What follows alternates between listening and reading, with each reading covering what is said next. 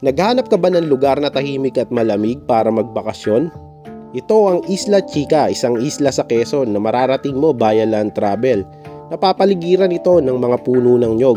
Perfect ang lugar na to para sa mahilig mag-camping at maligo sa dagat. May entrance nga pala dito na 120 pesos para sa kanilang day tour at 200 pesos naman para sa overnight. Napaka-perfect nga pala ng spot na to para mag-camping. Wala kang ibang maririnig dito kundi puro huni lang ng ibon, alon ng dagat, tunog ng bangkang dumadaan. Ito yung mga hinahanap-hanap namin para sa isang camping spot. Ang mga puno dito ay nagsisilbing kanlungan sa sikat ng araw. Perfect na perfect magsabit dito ng hammock para magpahinga. Katabi lang nito ang Burawan Island Resort na napapagitnaan ng malaking bato. Kapag tirik ang araw, perfect maligo sa dagat sa ilalim ng malaking bato dahil natatakpan nito ang sikat ng araw. Kaya perfect ang lugar na to para magbabad sa dagat. Napakaganda rin ng sunrise dito. Napakapayapa at kalmado ng alon ng dagat.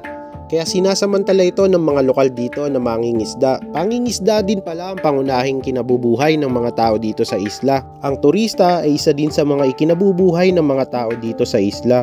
Ang pagtitinda ng mga lokal nilang produkto at mga sariwang huling isda ay nakakatulong upang mapaganda at sumikat ang kanilang magandang lugar. Pero higit sa lahat, mas maganda pa rin na ang mabuting asal at magandang hospitality ng lugar ang mapanatili at mapalawig. Kaya habang bata pa tayo ay mag-ipon na tayo ng mga alaala na babaunin natin hanggang sa pagtanda natin. Para pag matanda na tayo ay marami tayong mga alaala na pwede natin balikan. Maiksi nga lang pala ang buhay ng tao lalo na sa panahon ngayon. Kaya dapat ito ay sinusulit na. Maraming salamat nga pala sa panonood. Ako nga pala si Jeff Media. At kung bago ka pa lang sa channel ko ay welcome na welcome ka dito.